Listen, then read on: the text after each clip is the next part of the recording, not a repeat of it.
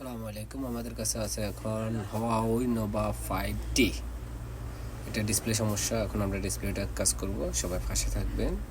পিছনের পেপারটা গ্লাসের হয়, সো বি কেয়ারফুলি খুলতে হবে। যদি হিট দেন সমস্যা না, হিট দিয়ে খুলতে পারেন, আর হিট না দিলে থিনার বা অকটেন দিয়ে ব্যবহার করতে পারেন, অনেকটাই ভালো সার্ভিস দিবে।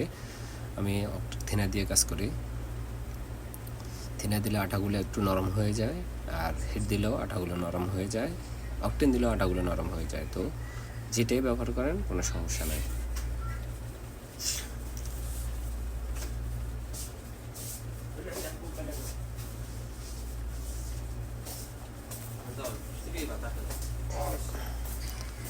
অবশ্যই খেয়াল করবেন, এটা ফিঙ্গারপ্রিন্টের সাইড দিয়ে একটু খেয়াল করবেন, কারণ ফিঙ্গারপ্রিন্টে কেবল যদি থাকে তাহলে আপনার যে শেলটা দিয়ে খুলবেন ওই শেলটা ভিতর বেশি ঢুকাবেন না, বেশি ঢুকালে কেবলটা ছিঁড়ে যেতে পারে।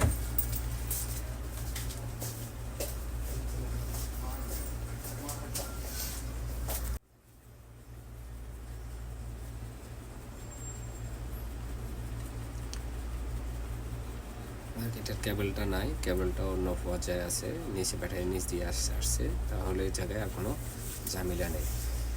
তো আমি আপনাদের জন্য স্ক্রুপগুলো খোলাটা দেখাই নেই, একটু কেটে দিয়েছিলাম ভিডিওটা, তো অবশ্যই দেখবেন। স্ক্রুপ সবাই খুলতে পারে, মোবাইল খোলাটা হলো টাফ ব্যাপার, আর কাজ করাটা হলো টাফ ব্যাপার।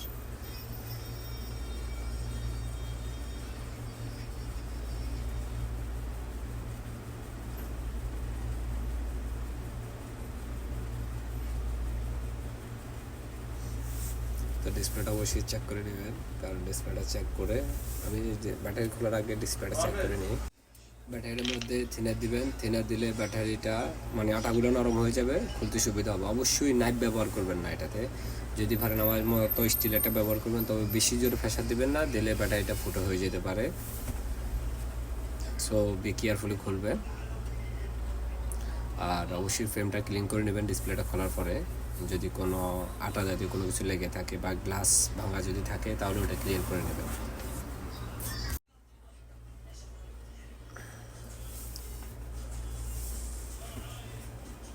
ফ্রেমটা ক্লিন করে নিলে ডিসপ্লেটা অ্যাকুরেটলি বসে, বা ডিসপ্লেটা ফিটিং করা দেখলে কাস্টমার অনেকটাই মানে সুনাম করে যে কাজ ভালো হয়েছে। হ্যাঁ, তো অবশ্যই গ্লুটা সুন্দর মতো লাগাই নেবেন, আর নিচের পাড়ে যে গ্লুটা লাগাবেন একটু কম করে লাগাবেন, কারণ ওই জায়গায় রাখবেন থাকে ডিসপ্লে, এই কারণে অনেক সময় সমস্যা হয়।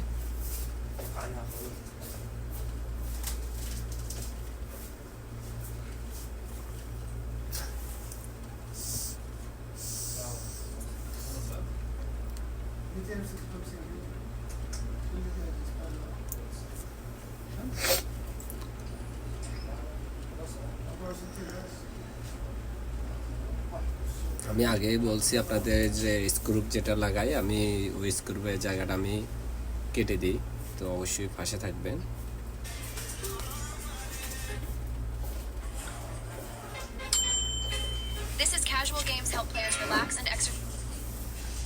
তো আজকে ভিডিও এই পর্যন্তই, সবাই ভালো থাকবেন, সুস্থ থাকবেন, নিজের প্রতি খেয়াল রাখবেন। আসসালামু আলাইকুম ওয়া রাহমাতুল্লাহি ওয়া বারাকাতুহু।